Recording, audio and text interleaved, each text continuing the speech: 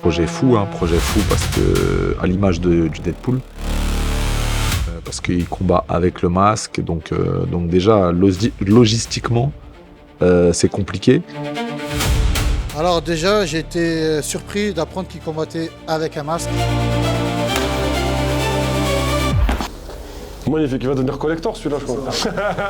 Faut être prêt à assumer les conséquences et ne pas avoir de regrets, même si ça se passe mal. Tu forces pas tant que tu forces pas.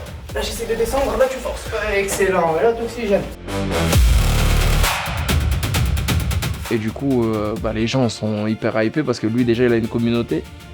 Et lier cette communauté-là au MMA parce que le MMA pour les gens, pour 90% des gens c'est de la bagarre. Moi je sais qu'à la fin du combat, il se sera donné les moyens pour qu'on lui lève le bras en tout cas.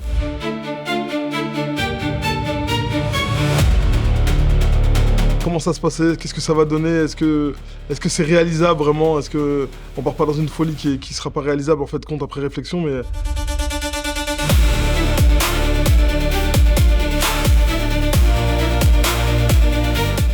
Je crois que c'est une première pour le pool parce que j'ai pas tout suivi dans son passif, mais il me semble que c'est une première pour lui, en tout cas sous ce format-là, avec cette pression-là.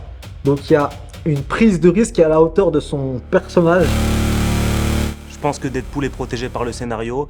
À un moment donné, quand c'est le héros du film, il va pas se prendre une raclée. Il s'est fait casser le Et ça permet aussi de mettre de la lumière, ce type de combat d'exhibition, sur les combats amateurs qui en ont besoin. On va aller se matcher les gars, le Deadpool il va faire ça très très bien les gars.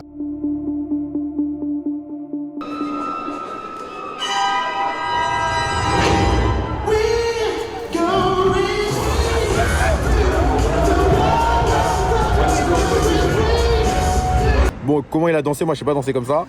Et je sais pas si je ferai une entrée comme ça un jour parce que c'est beaucoup de pression. On est sur une des plus grandes entrées de l'histoire du MMA.